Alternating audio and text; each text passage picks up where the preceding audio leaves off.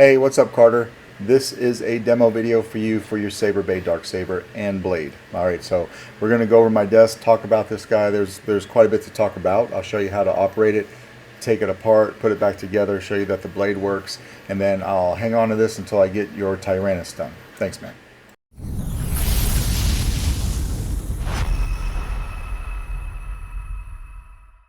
All right, Carter, let's go over your Saber Bay Darksaber. I brought some tools with me, so get all the tools that we need here. I got a pair of tweezers, this little thing that I will explain to you why we're going to look at that here in a second. But this is your Darksaber, very cool saber, very unique.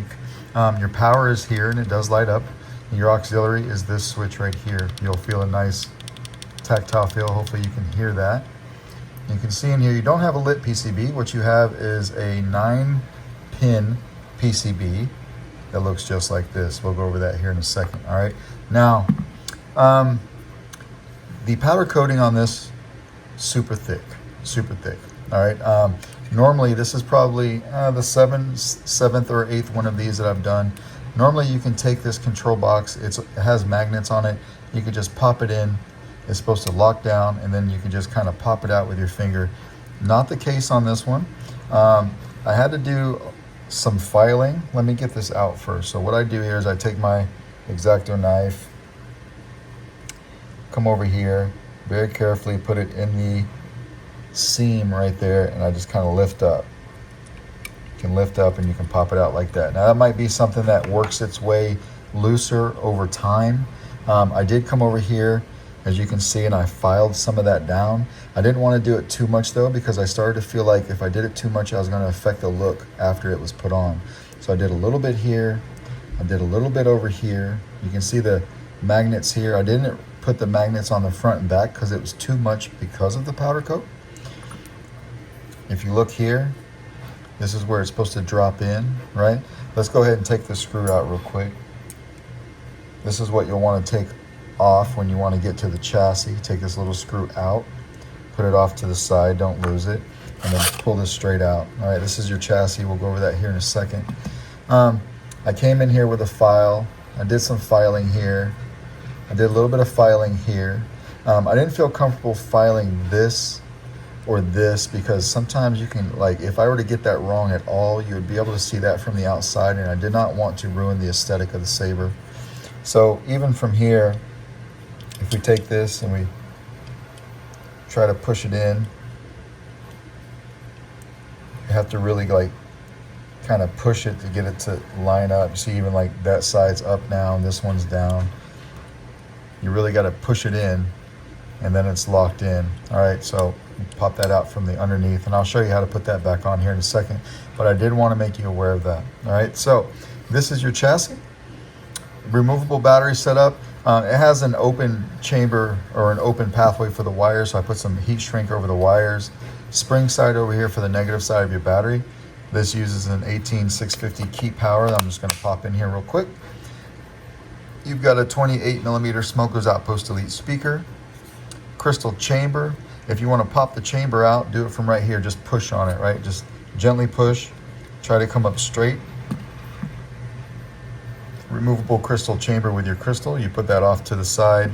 That's how you get board access. So there's a copy of the config file on the SD card. This is running the Coda font for right now, but it does have a white blade. All right, so that's how you get to your Proffie V3. That's the Neopixel for your crystal. So we're going to put the chamber back. When you put it in, just nice and easy, straight down. Rides very close to the board, so don't force it. Just take your time. It'll pop right in. There's a couple magnets back here that hold it. All right. Coming up here, there's your switch PCB. So your power, that's got two Neopixels there. They both light up white. Then your auxiliary back here. All right. So you had sent this with the blade. I've got the blade right here. I did go ahead and have you send the blade because I wanted to check it. It's probably a good thing that you send it off to me. When I checked this after installing it, would not fire up. So what I did is I came over here. As you can see, this PCB right here is what connects to that 9-pin PCB that I showed you inside the Saber earlier. Sorry for the focus issues. This was backwards, so it was like swapped around where like it was 90 degrees from where it should be. So I swapped that back over where it needed to be. It still did not fire up. I took the LED strip out of it, and that first pixel on the LED strip was burnt. If you ruin the first pixel on the strip, then the rest of them won't work. For instance, if you came down here and say you ruined the pixel right here on the strip, well then everything over here won't work, right? So it was the very first pixel.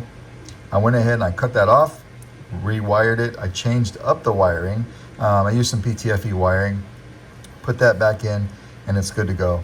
Now, the install is what dictates what side of this, like how this PCB gets put into the saber, or into the blade rather, because it only goes in the saber one way, right? It goes in that way. You cannot put the saber in this way, it won't work.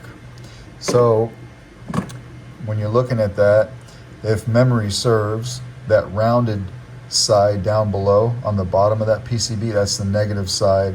The top 3 pins are the positive side, and they're just called out that way on the PCB when you wire it up. It's not going to say it here. This is just a guide for the pins, but it'll say, like, you know, positive over here, data right here in the middle, negative right here. And this particular piece gets put in a certain way because it has its own chassis piece that gets put in there. So that dictates what the blade needs to be, right? So I hope all that makes sense to you. Got it all fixed though. You got an OLED screen over here, so if you come over here and flip your kill switch, come over here, look at your OLED screen, you got my boot up from Arabic to English. You got your main switch going, crystal chamber going. We can ignite it from here if we like.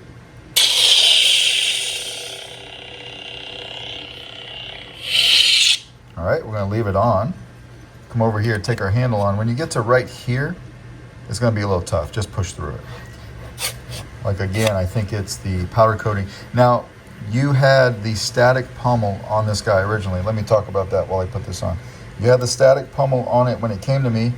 I had to take that off and put on the vented pommel so that you'd get sound when this thing was all lit up. All right, so it was very difficult to get that pommel off because of the powder coating. And this one, to put it in, did not want to go in. I took it downstairs in my garage, actually put a board right here, and then I hit it with a rubber mallet.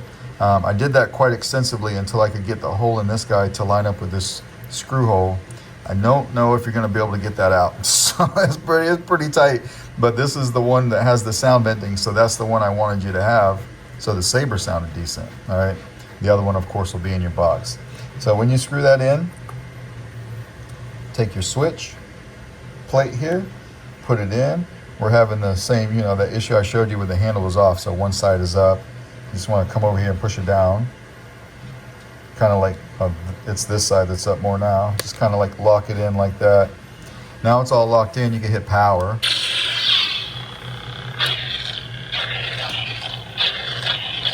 Auxiliary over here.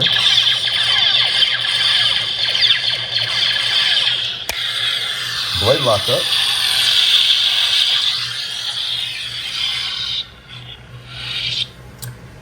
Now, one more time, not to harp on it or anything, but because the powder coating was thick, you had 4 acrylic lenses that came with this Saber. Normally they just, like with a little bit of sanding, they slide in here and they stay in place. I just absolutely could not get those in there.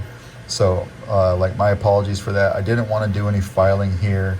I didn't want to sand the discs too much. I'd already done it some, and like they just weren't even close to fitting, and I reached a point where I didn't feel comfortable with that. So like, I put those back in your box. All right, so I'm going to take this, hold it in here,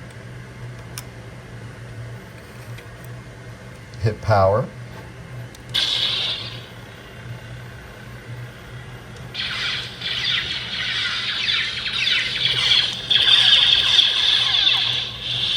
One more time.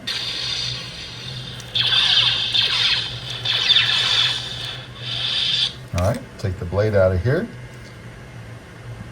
Now remember, you'll need something very thin. For me, I like to use my X-Acto knife. All right, this blade's not sharp.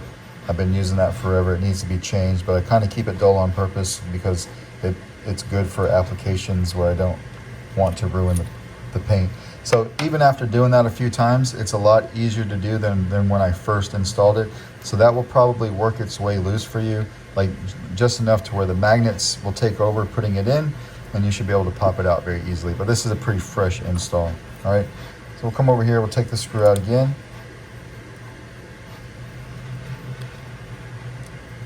Slide our handle off. We can turn it on from here and flip it off with the kill switch. All right, take it out with your finger like this, and we'll put it all back together. That's basically how you work that guy. Pretty easy to work. Hopefully you feel the same. I know I still have a Mr. Tyrannus to do for you, or Tyrannus rather. So I will get that done here within the next week. I'm going to push that in.